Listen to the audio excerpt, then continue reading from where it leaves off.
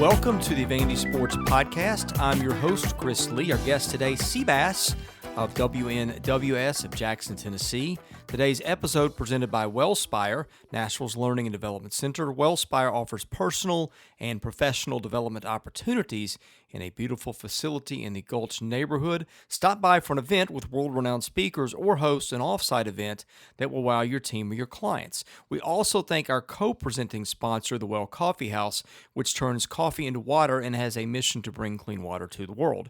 Today's news presented by Sutherland and Belk, an SEC sports-loving injury firm in Nashville. These guys will shoot you straight on your rights and options when you've been injured in an accident. Call them at 615-846-6200 to get your questions answered. You can also visit them online at sbinjurylaw.com. Vanderbilt has set the start of the fall semester. It will be August the 24th. That is 2 days earlier than originally planned. Football practice will start early in August, about the same time it usually does. Classes will resume in person, will wrap up in person on the Friday before Thanksgiving. Everything else will be completed online for the semester. Our guest line, presented by Boll & Branch, started by Vanderbilt graduates Scott and Missy Tannen. Had no clue what I was missing in Boll & Branch sheets until I got some for myself. They are fair trade certified, meaning they are made under safe conditions by men and women treated and paid fairly. Try them for a month. You can return them for free, but you won't want to. Once you get the sheets, try the mattress. That was voted the best mattress of 2018. Go to bollandbranch.com. That's spelled B-O-L-L. Enter the promo code Vandy and get $50 off your first set of sheets. Seabass joins us from WNWS in Jackson, Tennessee. How are you today, sir?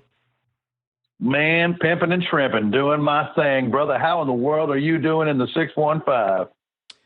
Oh, feels like the sun is coming out a little bit. It's just been a bleak year in general. But like there might be baseball, so I'm optimistic about that, which I did not think this time yesterday. We're doing this on a Wednesday afternoon. Yeah, they better make that happen. We had a conversation about that on the show. I think they will find a much less forgiving fan base this time around if we don't have baseball this year. You know, with everything that's gone on, and it's gonna be hard. It's gonna be hard to have these fans understand and being sympathetic to your situation coming on a worldwide pandemic. You know, and then letting money be the root of why you don't play baseball. That would be a big problem, I think. We have not gotten a chance to talk the draft. That's been almost a week now. I guess nothing too surprising with Vandy. The Mason Hickman thing was what I was watching. I thought, man, if they get him out of here, then they are really in great shape for next year. And, of course, he's not signed yet, but I guess that was the only thing that – I figured you knew Eater was going to get picked. Well, you didn't know anything, right, because it was such a weird draft. But you figured Eater was going to get picked. I had a feeling that Brown was going to get picked because everybody had him around the top 100. In fact, he went about right where everyone had him ranked. So the Martin thing dropping from where everybody thought he'd go at 2 to 5 was a big surprise to me. But Hickman was the big question. That and Fisher, I really thought Fisher would get taken maybe, but he didn't. But Hickman was kind of like the one thing that, or at least I had built in an expectation that, okay, Eater, Martin, Brown probably gone. Fisher, decent chance he's gone. You figure they'd lose the two high school outfielders, which it looks like they probably will. And then, so my questions were, does Bradfield indeed not get drafted, which is, they thought they were going to hold on to him, and apparently they have, unless he's going to sign a $20,000 free agent contract, which I highly doubt. And then Hickman. So really it came down to me, it was like, did they lose Hugh Fisher? No, they didn't. Did they lose Mason Hickman?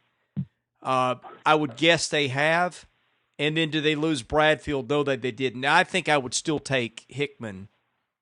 Like, if you could say, what would you rather have if you're Vanderbilt? Would you rather lose Bradfield and Fisher and keep Hickman for one more year, I probably would say yes, just because you figure Hickman's impact next year is going to be tremendous if he were to come back. But I guess all in all, it really wasn't far off course from what I thought they would end up. Well, a couple things. First of all, there was that the Martin thing was a surprise to me. If you'd have told me he was last in to the Blue Jays, I just never would have believed that. I love the young nucleus of the Blue Jays. Good grief. B, I mean, look, I understand. We knew Torkelson was going number one. 3 more slots. At Austin Martin and said, "We'll go another direction." Over Austin Martin was mind-blowing to me. I never saw that coming. By the time the draft had run around, remember we talked about this on the last podcast, that by the time the draft had come around a couple of years ago, it was no one surprised. We knew that Ron Weathers was going to San Diego. That happened. This was kind of same thing with Cal Quantrill. You know, they had a deal in place. Everybody knew it. There was only one name they were going to call. And matter of fact, I won a lunch bet on a buddy of mine and he was way misinformed. He thought that Hassel was going in the top 5. And I told him, not only was he not going in the top 5, I can tell you exactly where he's going. And this was before the draft, so I didn't cheat, but won a lunch bet out of that because I said he's going 8th overall to San Diego, and he did. I think I like Robert Hassel. I know some people were surprised that he went ahead of Veen, but as you and I talked about, I think that's about money and about the ability to sign Cole Wilcox, who they drafted a potential first rounder at 80th overall. I think that's why they did that. Pete Crow Armstrong, I guess that's about where we expected, right? Wouldn't you say? What was it, 19? Is that right? Everything I'd seen with him was in the 17 to 23 range. Yeah, so he kind of pretty much went where he was slotted to go. Now, let's go back to Mason for a second. Okay, here's what you have to ask yourself. Now we almost dodged that bullet. I think there was less than 10 picks left in the draft when he was selected. Isn't that right? Somewhere around there. Yeah. Here's the thing that you'd ask yourself. Okay, how much can he possibly improve himself? Well, I mean, look at Mason's numbers, Chris. How do you improve on that? I mean, his numbers are – you don't. You can't. His numbers are phenomenal. So even if he were to go out, and you got to believe he's probably going to have a little bit less run support this year. Wouldn't you say that's probably fair? I mean, I like our staff, our rotation better this year, but wouldn't you say that the run support's probably going to take a little bit of a dip? Well, they may never have the run support again that they had in 2019. That lineup was so phenomenal. But yes. Right. And I only say that to say that keeps a little bit more pressure on these arms. And I can't imagine a scenario in which he significantly improves his draft stock. I just don't see that that's really possible. I mean, if he goes out there and goes 11-1, with a sub-3 ERA, I think he's still probably going to be close to where he's at now. So I think Mason's thinking, okay, why not start getting paid for this right now? Why put another year of wear on my arm when I'm not going to improve myself? I think Mason's good as gone. Yeah, it is one of those things where, look, this poverty cry with Major League Baseball has gotten pretty ridiculous. They can afford to pay these guys full slot. What is it? I read a thing the other day. I think the average Major League Baseball franchise appreciates by $175 million a year. I'm sorry, either you got some pretty stupid billionaires out there who pay the prices they pay for teams, or maybe you're not hurting for cash is the other alternative. So there's that. So to me, it is because he's going to get drafted next year, right?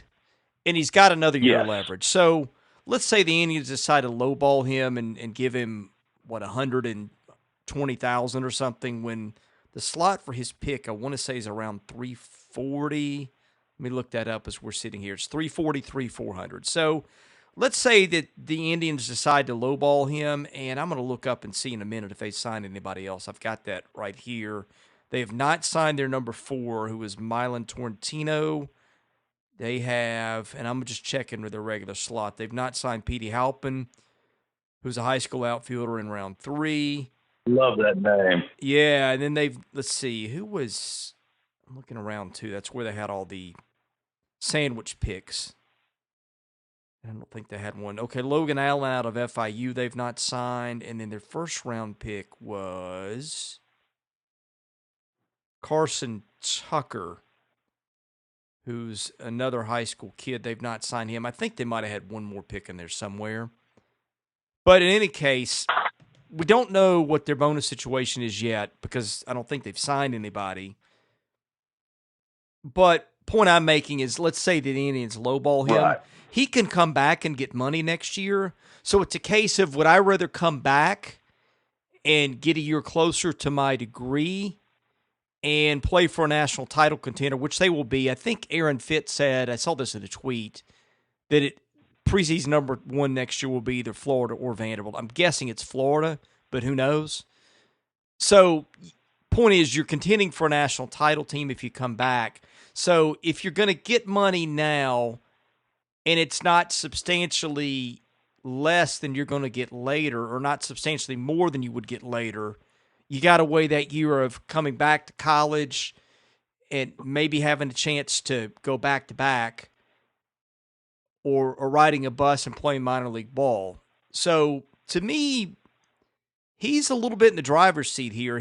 I don't think he just has to. Yes, he's not going to get a lot more. Yes, he's not going to prove his pro stock a lot. But there's worse things he could do than come back for another year. Now, do I think he will sign and go pro? Yeah. Yes, I do. But let's wait and see how this plays out, because sometimes these things happen when a kid thinks he's going to go pro, but they need a little bit more to sign this guy and a little bit more to sign that guy. And all of a sudden, and that's what happened with Jason DeLay. I think Jason DeLay, he and, was it the Giants or the Orioles? I think it was the Giants. I think all summer they both knew he was going to sign, and then they needed more money for somebody. And next thing you know, he's back for another year. Yeah. Of course, the other thing to think about is, that's also going to be another 1,000+ in-game pitches on that arm, for no money.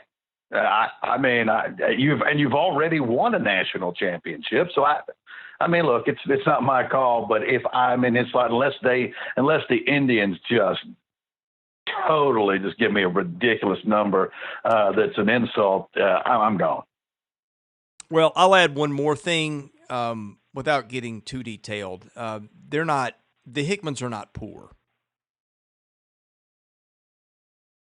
I want somebody to say that about me one day. Now, look, I'm not saying they're living in a mansion Beverly Hills, but he's an only child from what I understand, and I don't think this is one of those things that if he doesn't sign a deal, he's going to look back and go, oh my gosh, I financially ruined myself by not taking the Indians up on whatever I was offered in 2020. I think he'll be okay.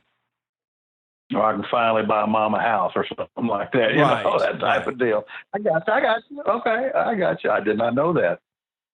Big ups, Mason.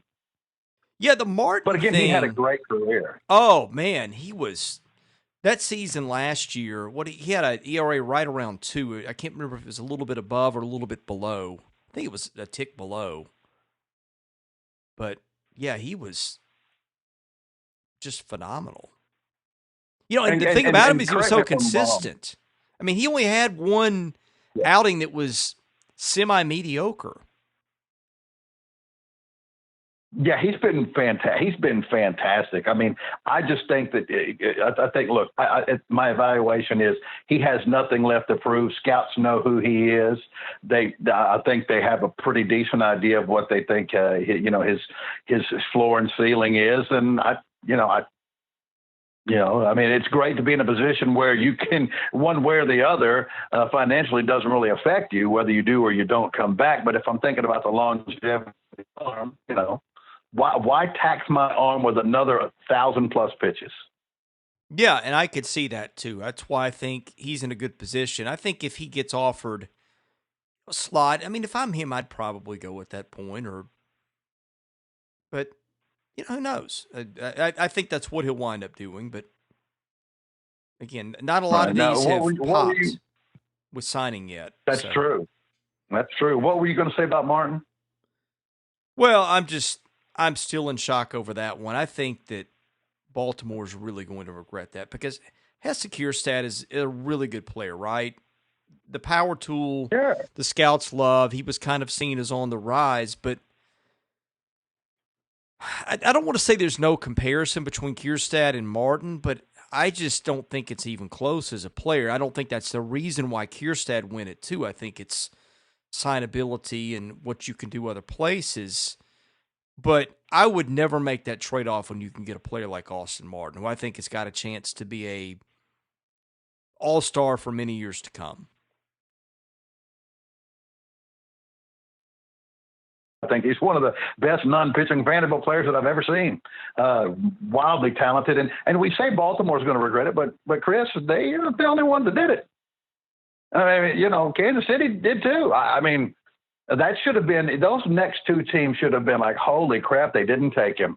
We got a gift, and they didn't. They didn't take him either. Two more teams didn't. And I promise you now, I was sitting there salivating saying, please, please fall to 8. Please fall to 8, which I knew he was never going to do. But you could have got a wad of cash off me to tell me he was going to be there available at 5 for Toronto. I promise you. Did you watch the draft live? Yeah. I watched it live because I had it on in the studio doing the show, so I did not hear it. I did watch it, but I did not hear it. Yeah, the wildest thing was like watching stuff like the Rangers and like these guys know these players. I mean, they come in like when MLB.com gets or not .com, when the MLB network and those analysts get caught off guard, that's a really good tell.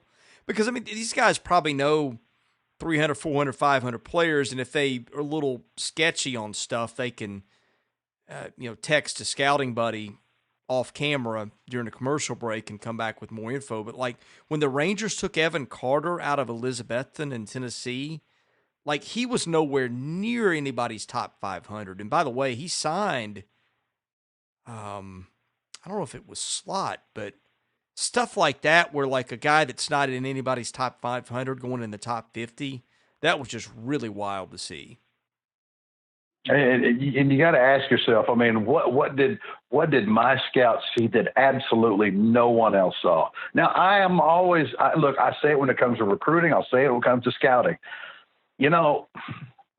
If you truly believe it, you go ahead and make it. But it's kind of like you said, in some positions, and not in this case, you don't do it because you could have done it with your last pick and done it easily, unless you happen to believe that somewhere between now and then somebody has the same idea as you do, and they fall in love with somebody about it. If you truly fall in love with somebody, then I get it. Now, in the case of like the Red Sox, what was cat's name? Nick Cole, wasn't that what it was?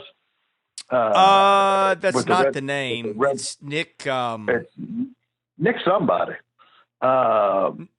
Yeah, the kid that Boston took, the guy that was going to Arizona. I know you know yeah, the shortstop. Yeah. He said, okay, well, what's going on right here? Well, then they draft Blaze Jordan at 89. And look, I mean, I had already talked to some people that are familiar with Blaze and the family, and they had a number in mind that if they didn't get, then they were going to Starkville for a couple of years. And they may very well still do that. But I mean, when you take somebody like they did in that first round, and sometimes there's a reason for it. I mean, is it completely inconceivable that Blaze Jordan signs with Boston? A, that it's Boston, and B, that maybe they're trying to save some pennies in these other places to try to be able to sign a big name like that at 89. No, I think that's exactly what it was. I just think that when you get a chance to take a guy that everybody thinks is going to make it and probably be a star, Because look, I mean, a lot of these guys in the first round, especially later down, some of these guys will never play a game in the majors, as good as they are now. Right. Sure. No question. I just don't think you miss that often anymore on these top 5 picks. And I've seen Austin play too much to. I mean, the guy hits the ball so hard with such consistency. I don't know.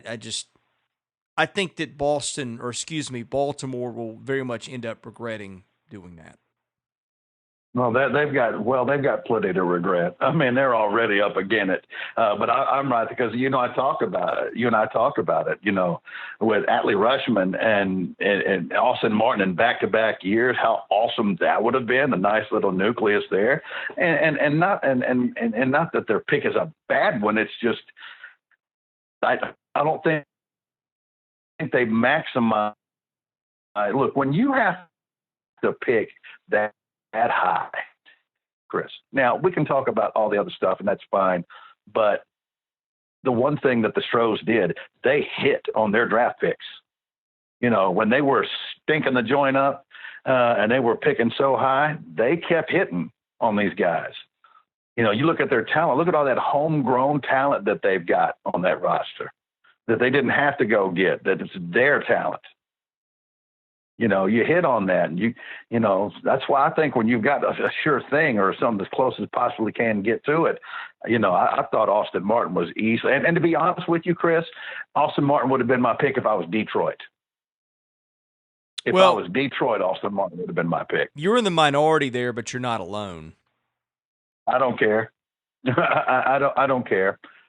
I think now. Let me ask you a question, Chris.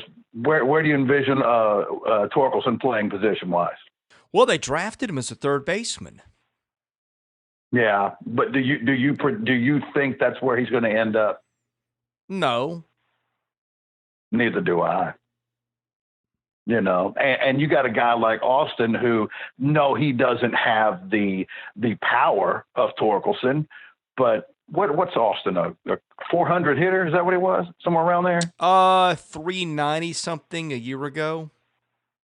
Great on the base pads, can fly. I mean, certainly has position versatility. Is the pop going to translate? Not. I don't think he's a 30 home run a year guy, But for all that he does, I'll take 20 home runs a year for everything else that he does, above average.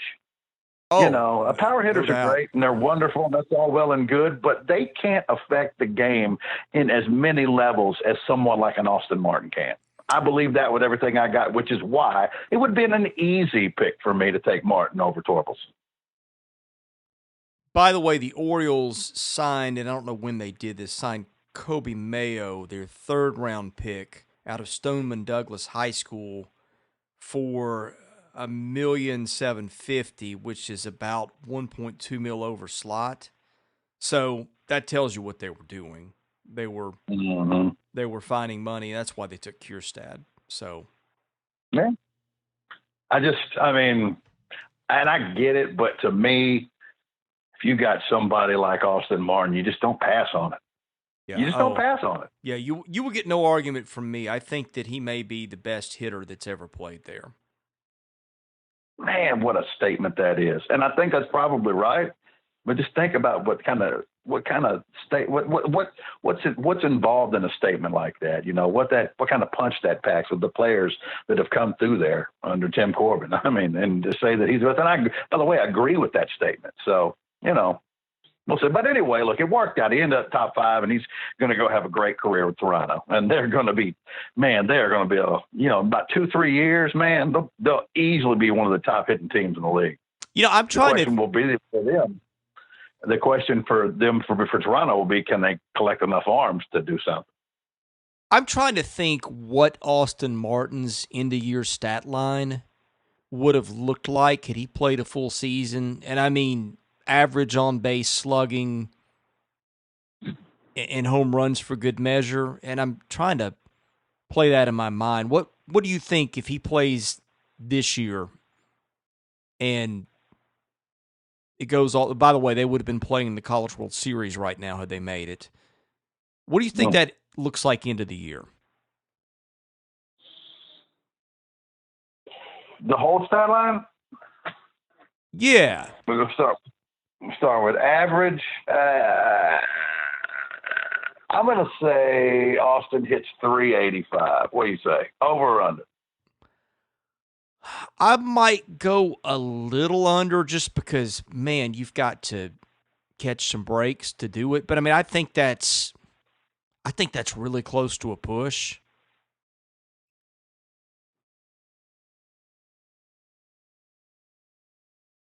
I'll stick with 385. Okay. Let's take a look at home runs.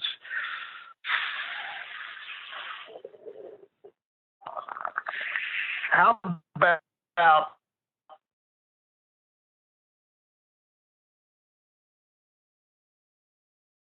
somewhere around 12? I was thinking maybe 14. Okay, so we're in the same neighborhood. Because he had a 2-home run game not long. I guess it was maybe a week before the season ended. But, yeah, there was some pop that had come around. Remember, he had that hamstring injury, so he had missed some time. And I think he was starting to round into form right before the season ended. But, yeah, I mean, I think we're in the right range. Question is, are there going to be a lot of solo shots? Are people going to be on the base pads the way they were last year? No. So I'm going to go. I'm going to lowball him on his RBIs, Chris. I'm going to say this may be way too low for this, but I'm going to say 42. I think that's a little low. By the way, back to the average for a minute. Here's something to consider, okay? He was hitting, where did it go? I don't have his average, but here's the thing. He'd struck out in 69 plate appearances. He'd struck out twice. So I think that was going to bode well for average. And last year, by the way, he hit... what was it? I think 392, 393. That's what he hit last year? Yeah, well, you know what? I'll find it. I've got it right here. But what do you think on base and slugging he would have done this year?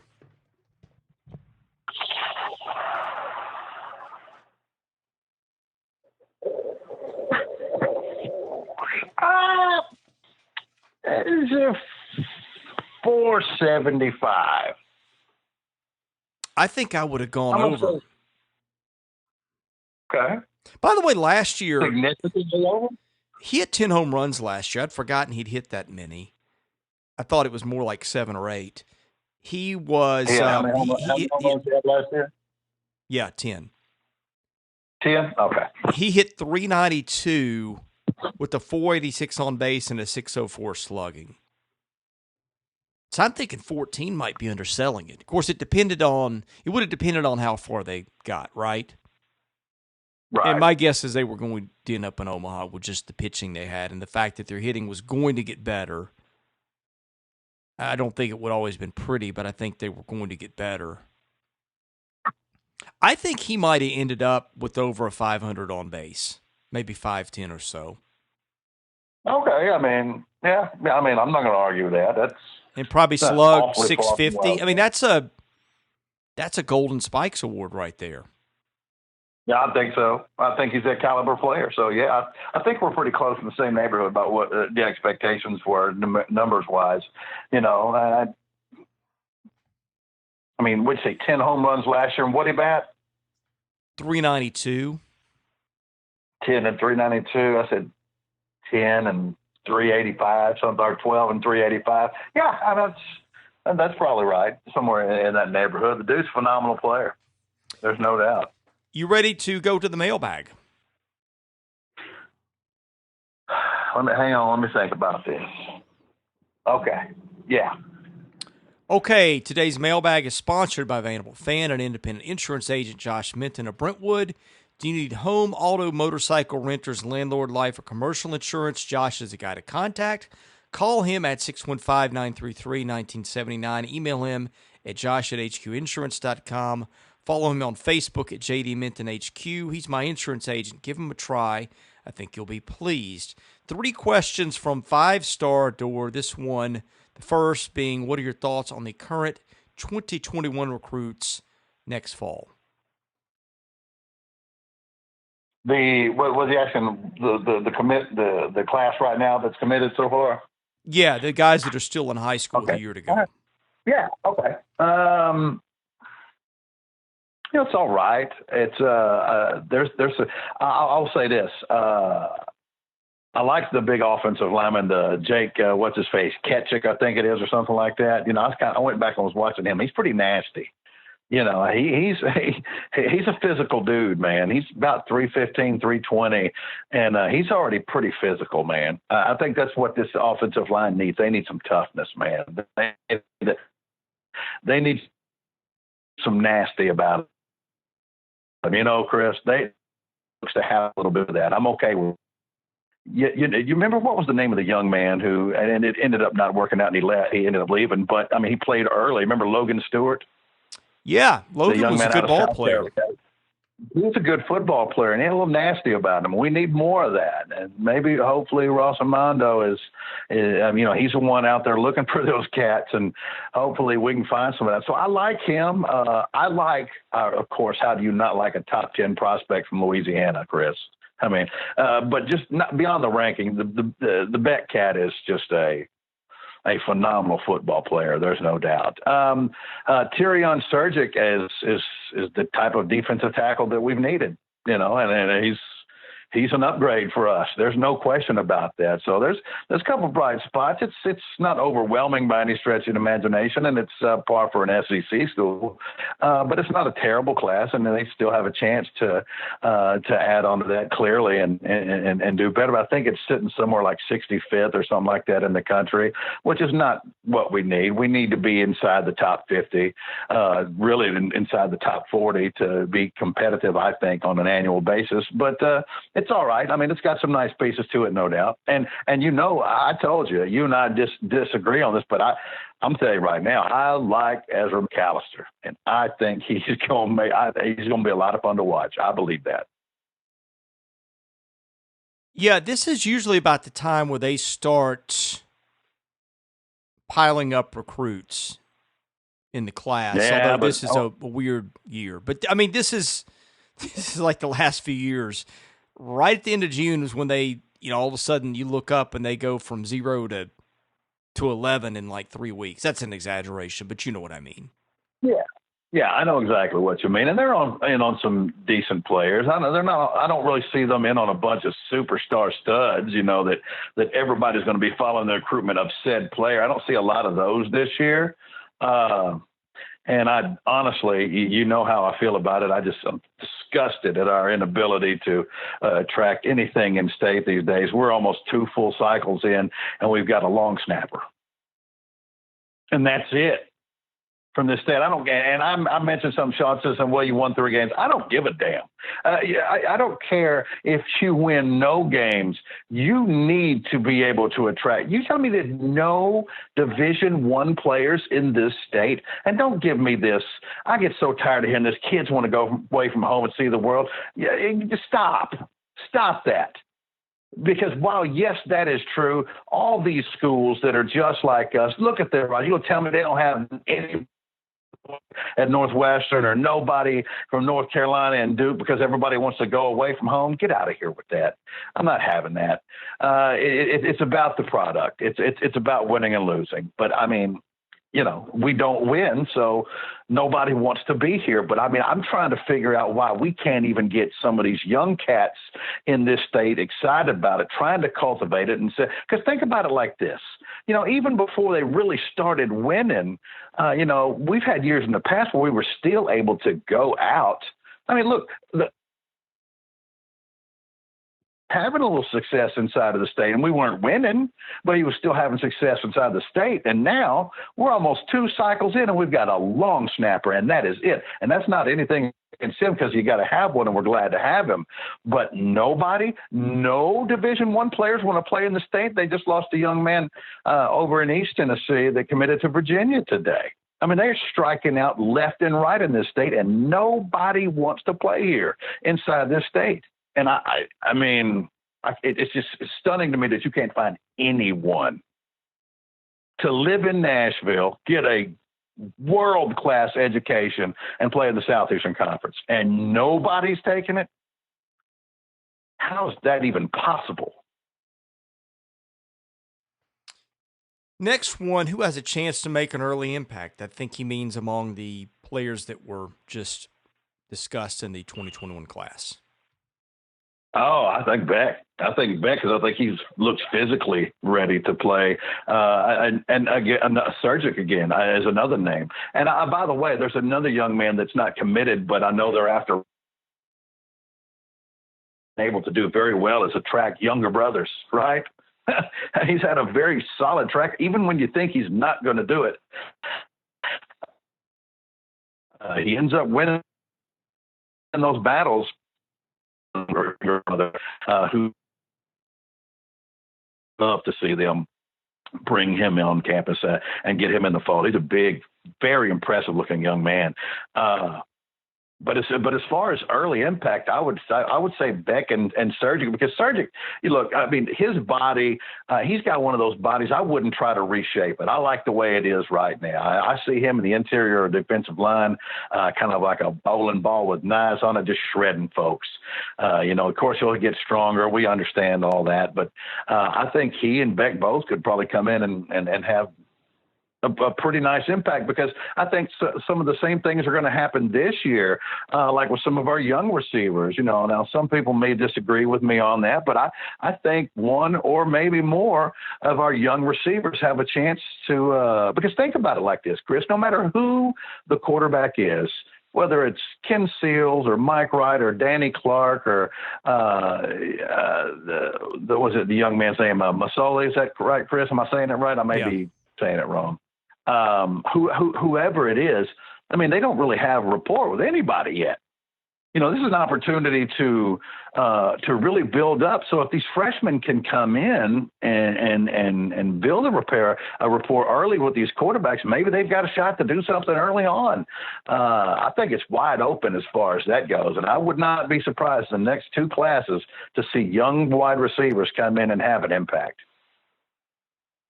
Last one. What would you consider a successful football season for the Commodores? 12-0. Chris.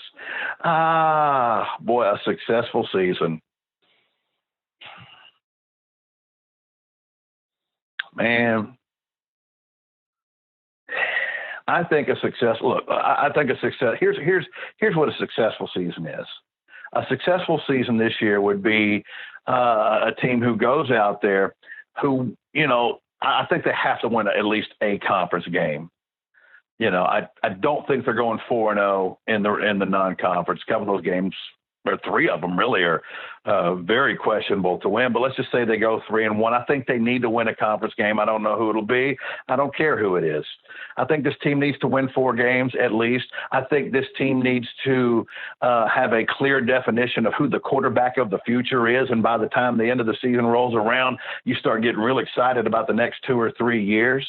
I think a successful season would be that the 2 new coordinators that we have in place have truly made an impact, that it is just a matter of, even if we go 4-8, and nobody wants to, but if we go 4-8 or have a bad record, it's only because the inexperience on the offensive line and at quarterback, but that there is a blueprint, that we see some young offensive linemen starting to step up, and that it becomes a matter of reps, and that at least just at the moment right now, they're outgunned, but that there's a plan in place, that there's a quarterback in place, the coordinators are making a difference, that someone has stepped up, and while they may not be Keyshawn Vaughn, is showing that they are the bell cow running back going forward for the next couple of years.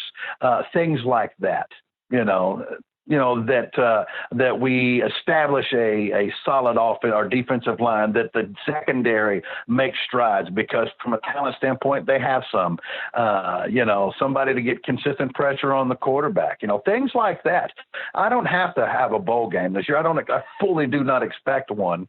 But those things right there, those things get done, and this team finds a way to scrap 4 wins together.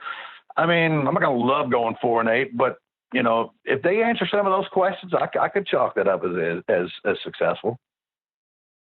My friend, thank you for joining us today. Any parting thoughts before we end the show? Yes. Try somehow. I know you all are the most brilliant people that ever lived, but try to be a little bit kinder to each other on the board, please. I mean, I don't care what your philosophies are. I don't care what your stance is. Do what you do. But let's just stop running each other down, and stop, for the love of God, stop making everything political. We all get enough of it in our daily life, everywhere we turn. This needs to be a place where we can go and get away from that for 5 minutes. We have a coffee shop. You want to do it, use that. But please, man, there's nothing more that I love than coming home and reading the board. And it's harder to do because you just rip into each other like tackles. Can please knock that off? I mean, everybody's already asked you to do it, so I'm going to ask you to do it too. Just stop. Just stop. I'm into that. And with that, tell people where they can find you on social media and your show also, of course. Yeah, you can find my show at 6 to 8 p.m. Monday through Friday on 101.5 in Jackson, Tennessee, and, of course, on Twitter at Cheap Seats Bass. Thank you, sir. Thank you, my friend. He is Seabass. I'm Chris Lee. Thank you for listening to the Vandy Sports Podcast.